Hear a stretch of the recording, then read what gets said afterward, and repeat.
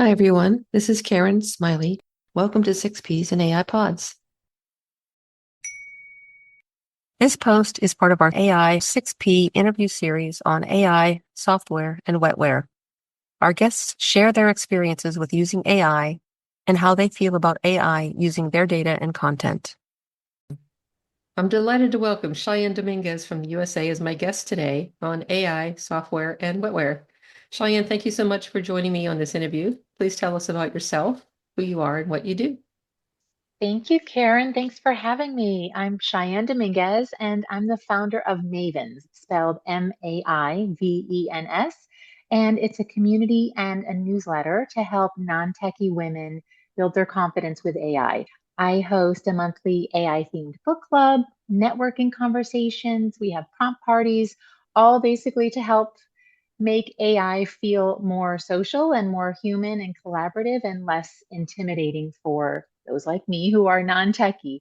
My background is in business. I'm a business consultant and I do a lot of community building. So I personally approach AI really through the lens of people communicating, just how we're using it in everyday life, as opposed to someone who has a background in coding or engineering. And what really pulled me into this space was really just seeing how many of the many smart, amazing women I know didn't feel part of any particular community or space related to AI. So I felt compelled to start something where we could be a community and talk about this and share ideas in a human way.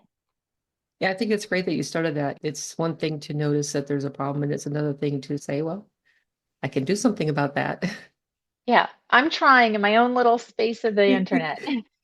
That's great. So tell us a little bit about your level of experience with AI, machine learning, and analytics, whether you use it professionally or personally, or if you've ever studied the technologies in any way. So I've not studied it in any way. What I would call myself is an early-ish adopter of technology, really throughout my professional career. I'm very curious about it, but I am not an engineer. I'm not a data scientist. And I think maybe that's part of why my perspective resonates with a lot of women. I would also call myself a heavy user of AI, or maybe a power user. That's a term I'm hearing now more recently. So I use Claude, I use Perplexity, I use ChatGPT. The three of those check most boxes for me. And I use it almost daily for things like brainstorming, outlining, editing, strategic thinking, content development, event planning. I do a lot of research with it as well. So I pay really close attention to how AI is changing in the business landscape, leadership, professional spaces.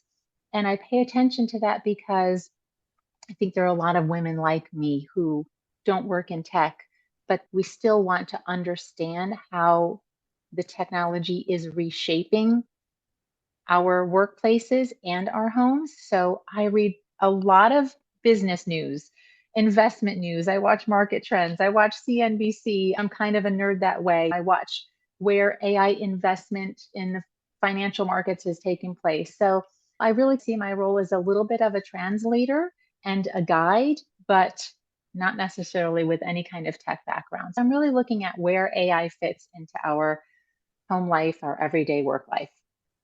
That sounds great. Can you share a specific story with our audience on how you've used one of these tools that has AI features? I'd like to hear your thoughts on how well the AI features of those tools work for you or didn't. Basically, what went well and what didn't go so well.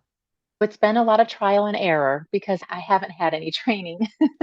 So I have figured out that those three tools, like I said, check a lot of the boxes for me. I think one of the simplest and easiest to understand examples is the weekly newsletter and the community I run. AI has dramatically accelerated the creative and strategic side of what I do. So, for example, I might start with a rough idea for my weekly newsletter, but I'll use AI to help me brainstorm different angles. So I'm following the news, like I shared. For example, at the time we're recording this, on the news yesterday and today, it was all about Anthropic going public soon and launching their IPO. And so I'll look at, okay, this is a great opportunity for a newsletter. What are the different sort of angles that I could approach this story from? Is it about investing in AI? Is it how many AI companies have gone public? Because who's going to go first? Is it the race, Anthropic versus OpenAI? So I'll look at all the different angles around that story that I might be able to run with. And then I also use it to just help me organize my ideas. That might take me to the place of, okay, actually, this might be three different stories now that I've brainstormed so much, right? So it'll help me organize that. I test headlines. I run my analytics, look at my analytics, my past open rates of my newsletters and emails and engagement rates, and try to look for trends that I can see, okay, this is what's resonating most. It's this type of approach or this type of story, a how to or a why or a guide. So I use it on a daily basis in that way.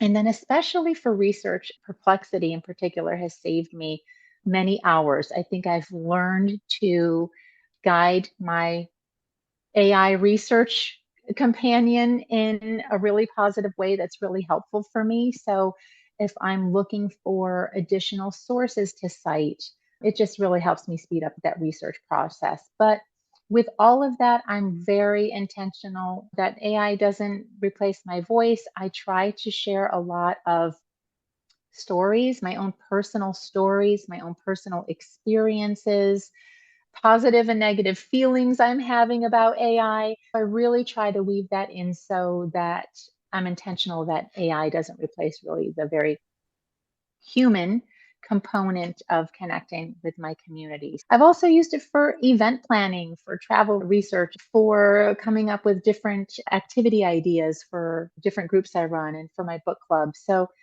it's worked for me. It's been so helpful for me really on a daily basis. I think what hasn't worked well is I learned pretty quickly that if you're using AI to help you write, it can sound very generic.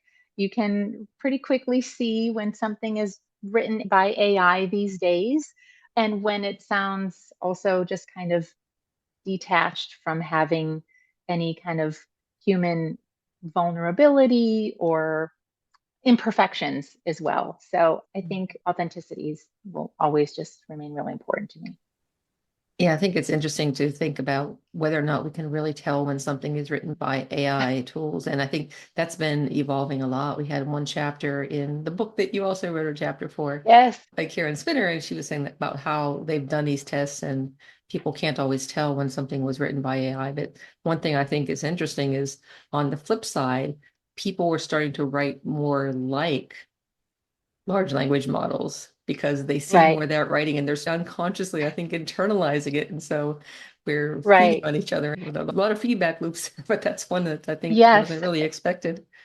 Yeah. And it's becoming very circular. It's like what's going in and what's coming out and which came first. So getting a little bit muddied. Yeah. But to your point about the authenticity and human voice, it's one thing that I think you do well. And I think it's something that people can recognize still, even if they don't know something was AI generated. There are still some things that AI doesn't simulate well. And that authenticity, that sense of individual stories that nobody but you could have written, those are Right. things that a tool's not going to do. Yeah. And it's funny because I even think the word authenticity has been such a buzzword in recent years on social media and showing up as your authentic self on Instagram. I almost feel like it's started becoming an overused word, but now it's almost like it's such an important word. It really is right back to being probably more important than ever. It's definitely important to me. It sounds like you do make good use of AI tools for some things. Are there any things that you avoid using AI tools for? And if so, can you share an example of when you would avoid it and why you would choose not to use AI tools? Yeah, absolutely. So, one of the areas I've just personally pulled back a bit from is this whole image and video trend that we've seen go viral the last couple of years. Ask AI to turn me into this type of character and turn me into that type of character. And before you know it, you've generated 20 versions of yourself as a cartoon and 20 videos of yourself doing something silly. And I can totally understand how those things go viral. They're fun and cute and novel and fantastical, right? So we're seeing waves of people where they're generating these fantasy portraits of themselves or action figures of themselves or cinematic avatars of themselves, or there were all types of different artistic styles that had their viral moment that were trending. And I totally see why people find it fun and entertaining. But as I have personally learned more about AI, I've read conflicting data on the amount of energy use that is required for those types of things, particularly image and video, probably video generation, even worse. So it has left me personally feeling uncomfortable. I feel like I'm being wasteful by spending, first of all, my own time doing that, but just the amount of potential energy output that I'm using. So I've personally chosen to stay away from that and focus on how can I use it to be more productive, to research, to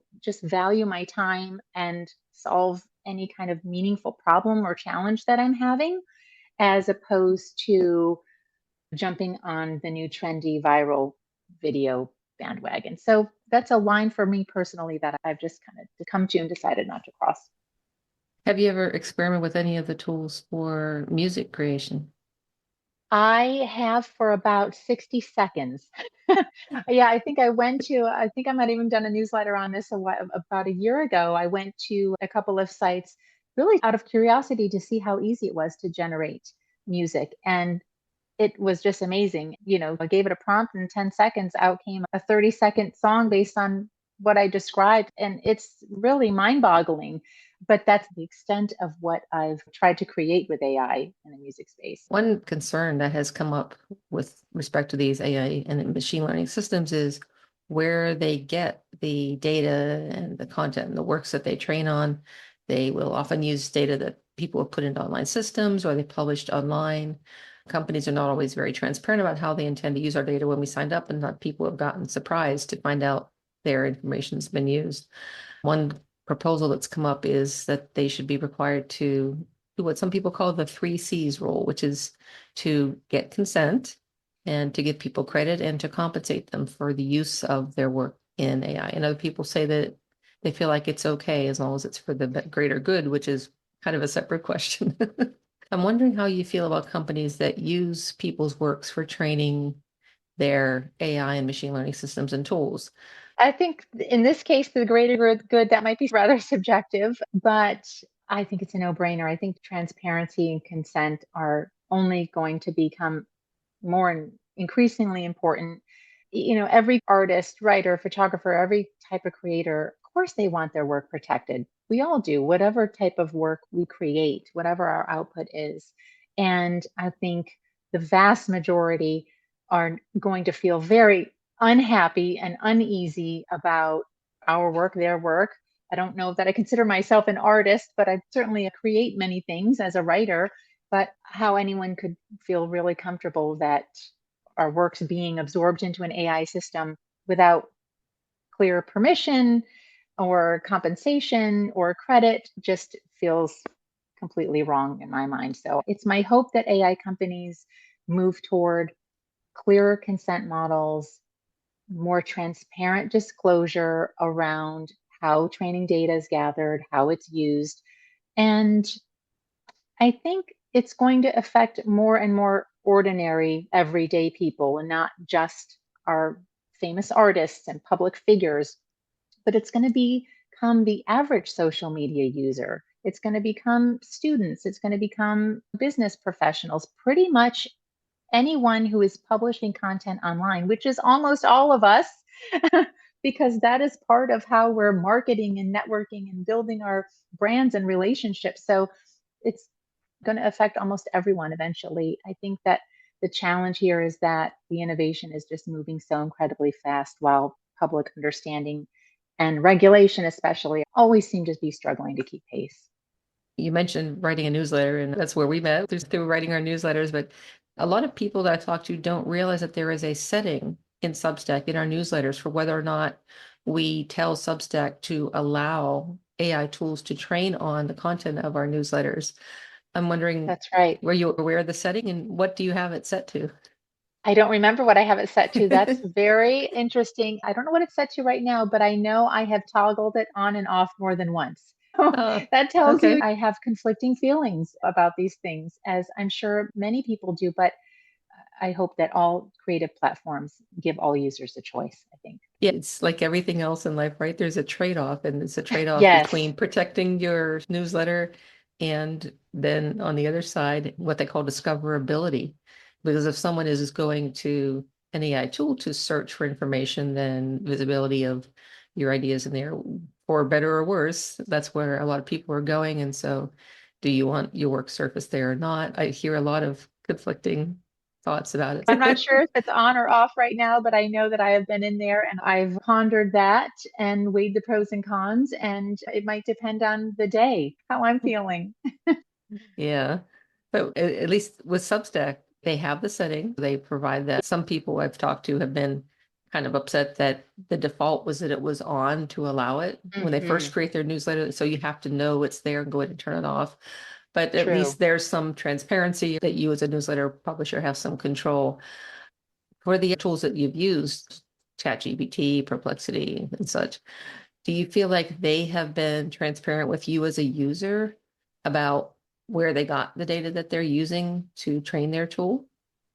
Gosh, well, I don't doubt that it's in there, buried inside the terms and conditions. So I'm not claiming that they haven't shared that with me, but it's certainly not something that's easy to understand, that's easy to find. We all have to go looking for it.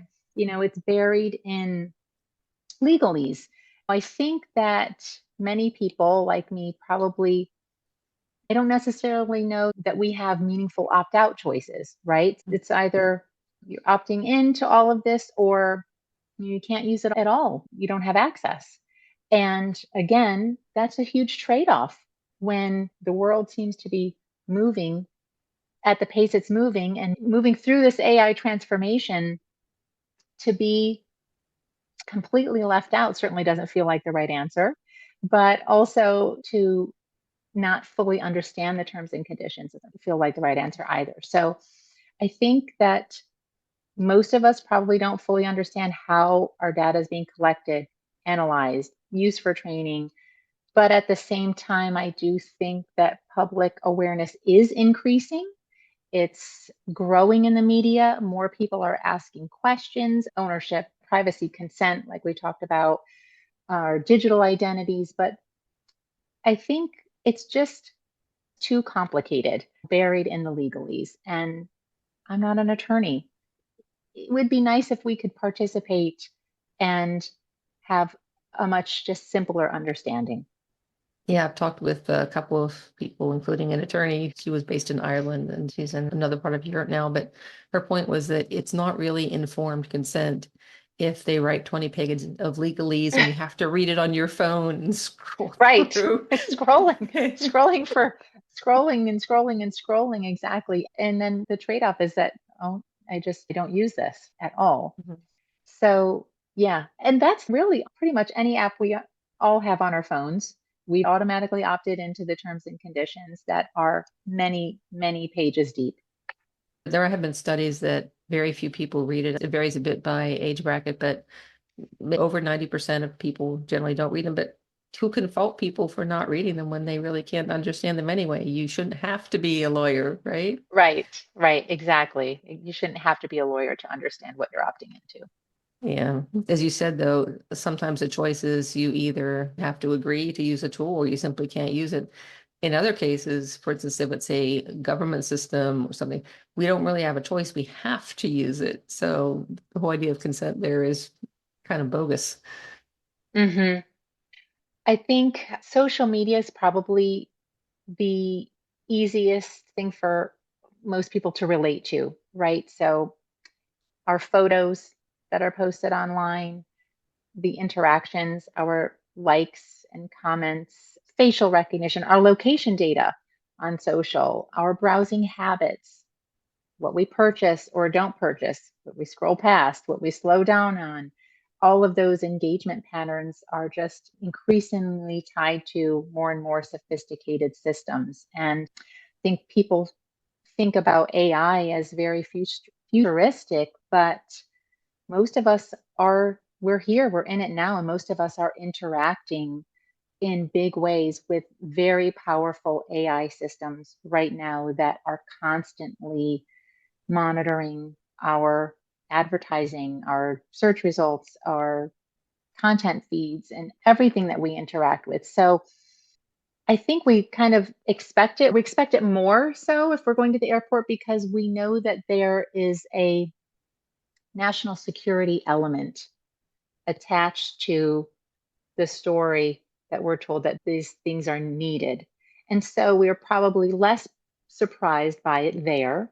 But I think when it comes to our browsing habits and our social media habits, I think people would be just really shocked at how much data, at how much we are really the product that is being sold out there. Yeah, that's a great example. And social media for a lot of us is optional. A lot of people Mhm. I've seen are actually leaving LinkedIn, whereas that used to be kind of you had to be there. There are some people who run their businesses on Instagram or on one of the other social sites. And so when they've started claiming more rights to the works that people publish there, some people really felt like they didn't have much of a choice. I left some of the sites because I didn't need them, but for a lot of people, that's a Mm. much harder decision, a much more difficult trade-off. I think so because if whether you're running a business or building a personal brand or whatever you're doing, your success is dependent upon your marketing. And marketing has, in a large way, now become almost synonymous with social media. I mean, if you're not on social media, you're not marketing yourself. There's very few other avenues for a lot of people to see you and learn about you than social media. It's our modern day marketing. I think if you're not there, you're not going to be found. And so, again, the trade off is do you not be found or do you kind of go along with all these terms and conditions and the tracking and all of these other things that go along with it? Do you know of any cases with any social media sites that you use where your information's been used for a purpose that you didn't intend? So when I think about this, I think about when I first started thinking that my phone was listening to me. And now I just kind of assume it's listening. And I think more of us assume it's listening. But I remember first thinking about how weird it was. Like, God, it was probably at least 5 years ago, maybe more than that. But I started realizing I was seeing ads in my social feeds for things that I had had private conversations with either my husband or a friend, like a trip to the Bahamas and eating a new bathing suit. And then I'm suddenly getting ads for Ann Taylor's new resort wear line or something that was specifically it, but things like that. And just too coincidental, right? Just too coincidental. I can even remember joking with some friends about it. Oh my gosh, I think my phone's listening because I got an ad for this or that. And now it's not a joke. I think most of the public has had those experiences and now realizes that at least some of our behaviors and patterns are being tracked and analyzed. I guess I wonder if the listening in experience has become a turning point for a lot of people. Like, how did my phone know that? How did my phone know I was talking about that or doing that? So, this pattern recognition has been around for quite a while. It's just now with the power of AI, it's just so much more sophisticated and put us on like a rocket ship to a new place. I don't think people are shocked by it, but I don't know that they realize how much these systems know about us. Yeah, I'd written an article, I guess it was a couple of years ago now about this. There was actually a case where Apple was found guilty basically of allowing Siri to use people's information when they hadn't given their permission for it to be listened to. I don't think they sold the original conversations to data brokers, but they sold information that was derived from it, and Mm. they got slapped for that. People might say, oh, you're paranoid. Sometimes there are connections that we don't realize. And that's what it's picking up on. And it looks like we're being listened in on. But in some cases, they actually have been listening in violation of various laws and also just the mores and their stated principles. Apple's always had this reputation for privacy, and they lost some of their shine on that one. Absolutely. I think it's like don't ask for permission, just hope you don't get caught or ask for forgiveness or just take the fine later. Right. Oh, so we can't do it. Well, what happens if we do it? We get fined. Okay, so we just have to pay to be able to do it. Right. Exactly. So it gets turned into a business decision. Even I think for some of the scraping of the data that was used for training the AI tools, like, okay, yeah, well, we're going to do it. We're going to get ahead. And then when the time comes that we have to pay, we'll already have established our hold on the market and it's a small percentage of our revenues and we're not going to worry about it. So it becomes a Exactly. business cost instead of a matter of principle. Yep. 100%. Yeah.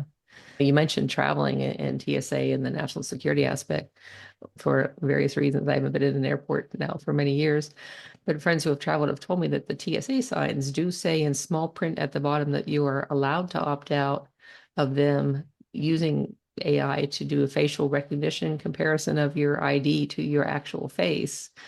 That's the default now, but in small print it says that you can't opt out of it. A few people have tried, a few people have said, you know what?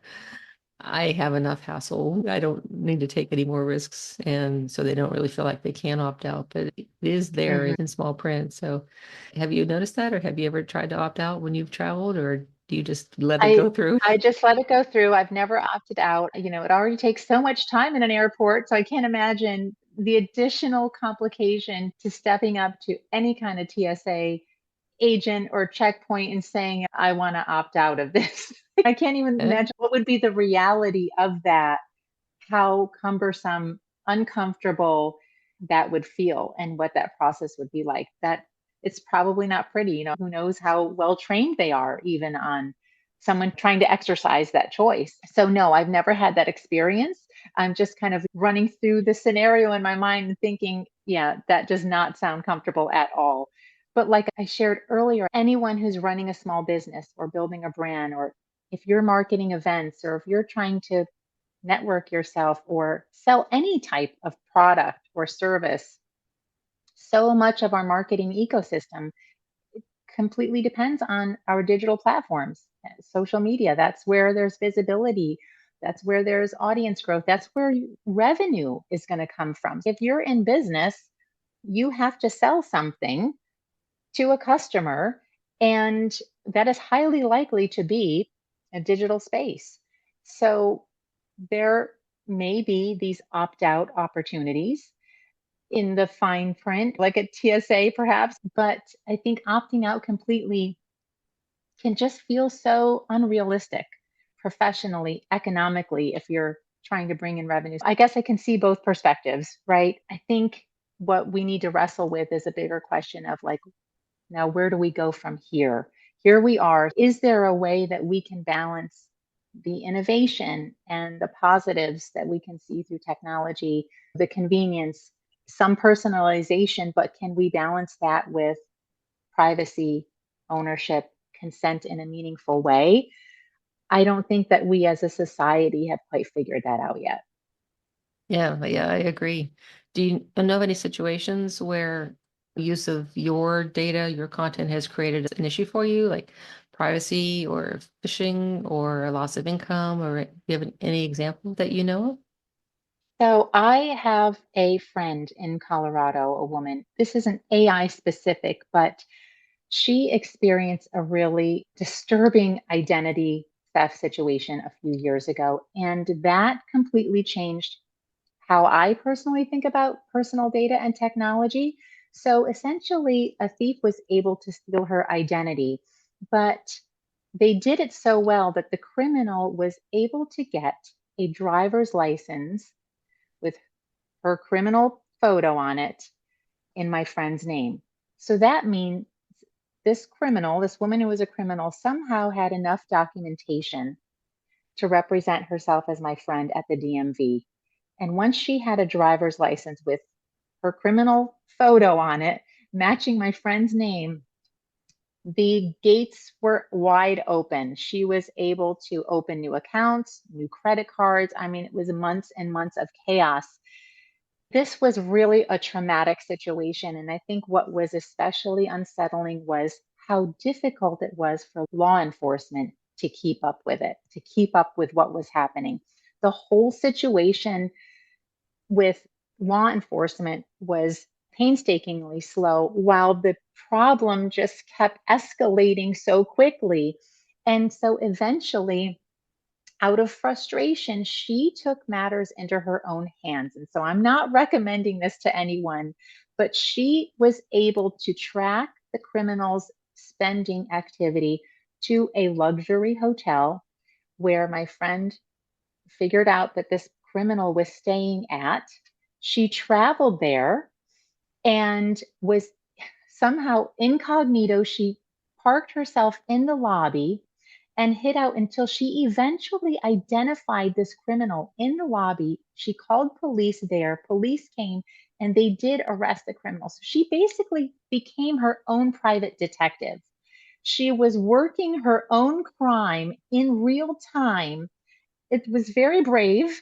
Thankfully, she didn't approach this criminal on her own. She was hiding out, and police did react when going to the hotel and arresting the person. But the story has stayed with me because I think people assume that if something goes wrong digitally or with their technology, that our banking institutions, our government institutions, our business institutions, that they're going to be able to quickly step in and protect us and stop it and shut it down.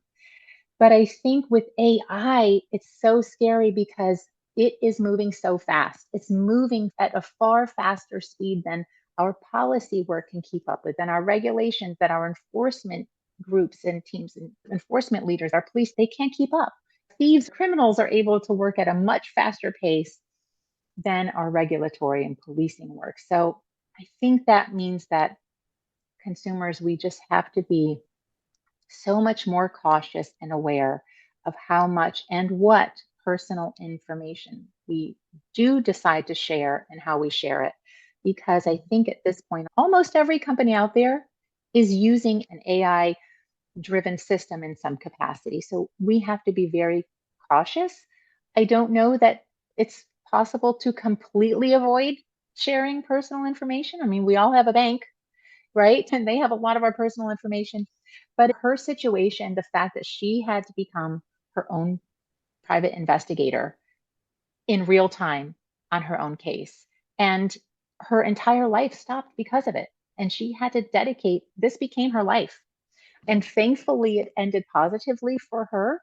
But it certainly opened my eyes to how slowly our regulators and enforcers are able to help us, and how Mhm. realistic or unrealistic that may be for us to think that they can.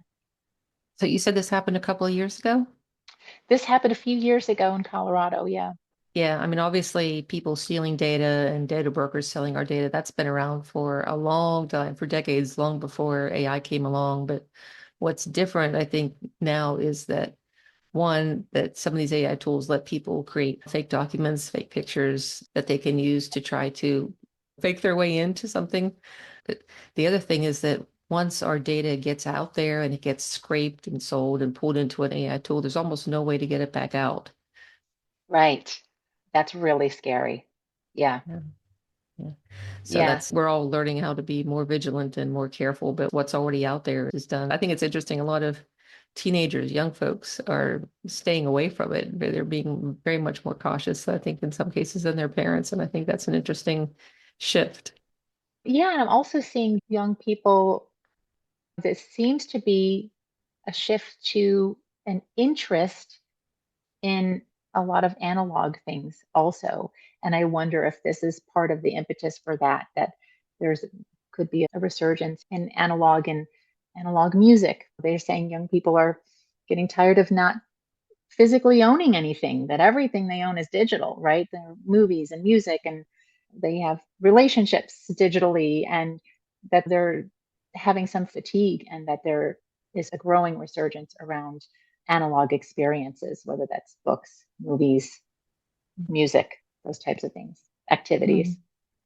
Yeah, I know some musicians are music lovers, and they said, well, we don't really care for Spotify anymore because of what they're doing to mistreat artists. And instead of putting their money toward a Spotify subscription, they're going to see a musician perform live at an event, and they're buying their CDs and their merch at the event. And Yes. so that's their way of rebelling, I guess. Yeah. And I love that. I love that. Just having a very human experience. Yes.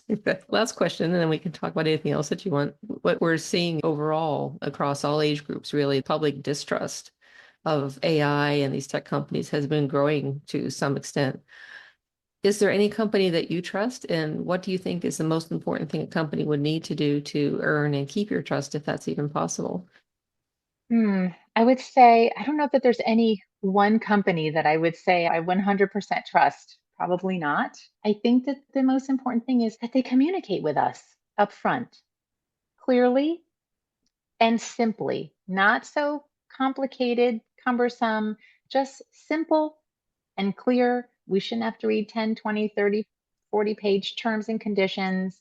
And I feel like we need to hire an attorney, whether it's an app or a website or buying something at the register, just to understand how our engagement data when we interact with their company may be used. And I think that it should just be straightforward. What are you collecting? How is it being used?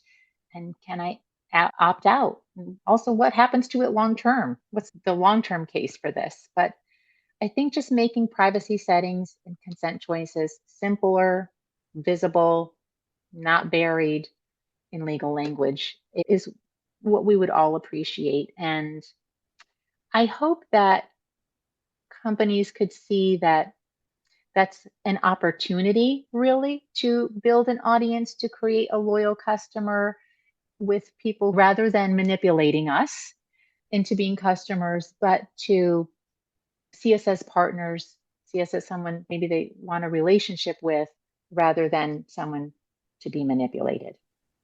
Yeah, that's a great thought. I hear from almost everybody that there's a sense that there isn't really anybody that we can trust fully, but that transparency, that communication is maybe not sufficient, but it's necessary, I think, for us to Mm-hmm. feel like we can really trust one of these companies with our data, with our personal information, and with our tools.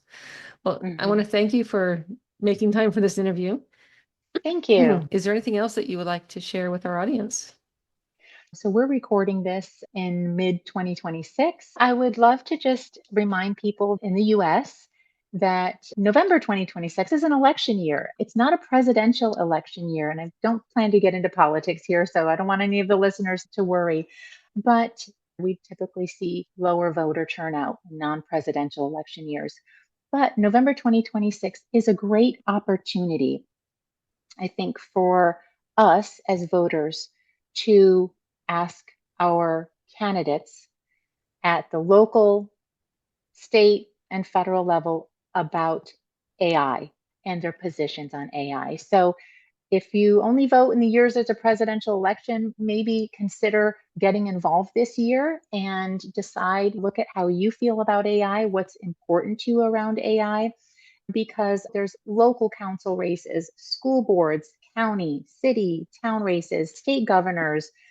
Most of your members of Congress will be up for reelection, just about anyone. So, regardless of which side of the aisle you're on politically, AI is going to impact education, jobs, media, our healthcare, cybersecurity, all of our small and mid sized businesses. It's going to affect our daily lives. Yet, I think a lot of voters probably have no idea where their candidates stand on these issues and even whether they even understand them enough to help be a part of shaping policy in a responsible way. So I would just say if you're listening, use the next 5 or 6 months to learn about your leaders running for office, what they do and don't know about AI, and use this time to ask them questions about AI because many of the decisions that are made over the next few years are going to be made by the people who are elected in this cycle in November. These officials are going to shape how all of us live and work